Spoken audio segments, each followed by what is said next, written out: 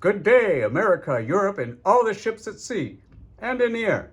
This is your Uncle Bob's Daily Dispatch for Sunday, 26th of January. We'll start with the local news. Here in Amsterdam yesterday was our National Holocaust Memorial Day. In the Netherlands, our main National Memorial Day is on May 4th, followed by May 5th, which is Liberation Day.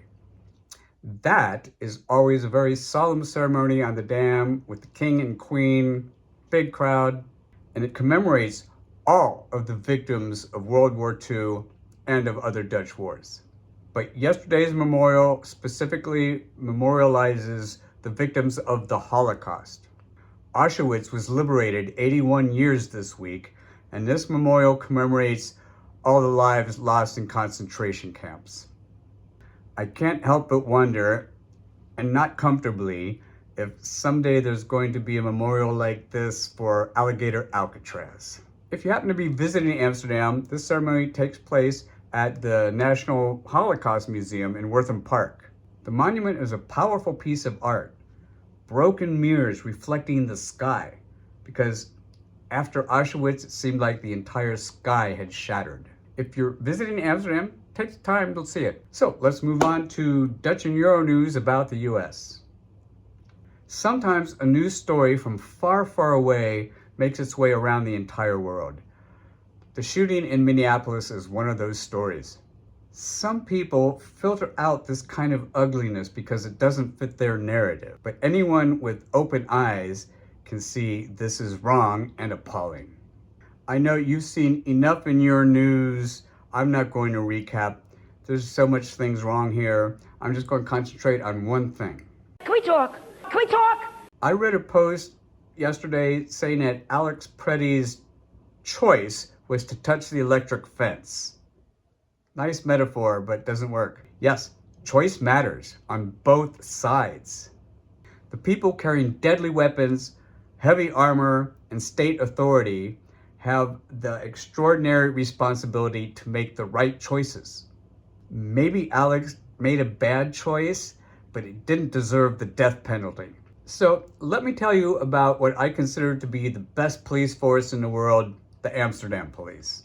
In many cities in the US, the slogan is to serve and protect. Well, in Amsterdam, they really do. Mostly because they're properly trained.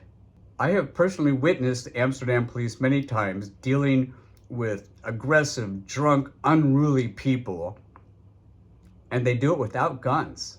I've never seen them let their emotions override their professionalism, and I know their secret. I once took an all-day course given by the Amsterdam Police for bartenders on how to deal with aggressive people. It was excellent, and it came in handy less than a week later.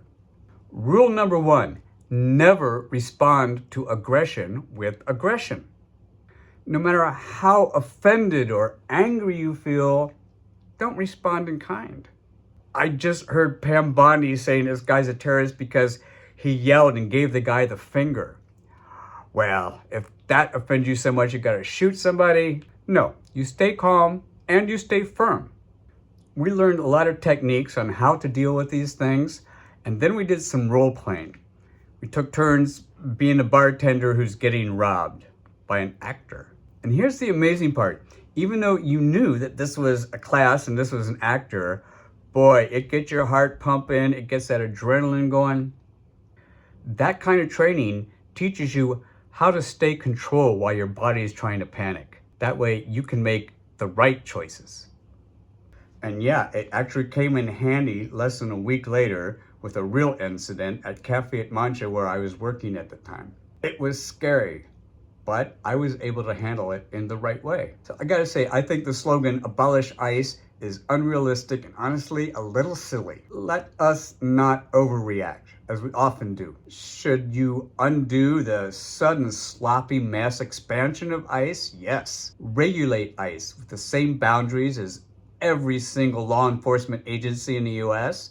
Yes. Restore minimal physical and mental standards for new recruits and require background checks?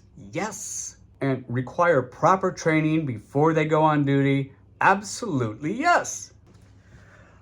That's it for today. Thank you for paying attention. Do let me know what you think in the comments, positive or negative. Until next time, stay strong, stay safe, and be a good person.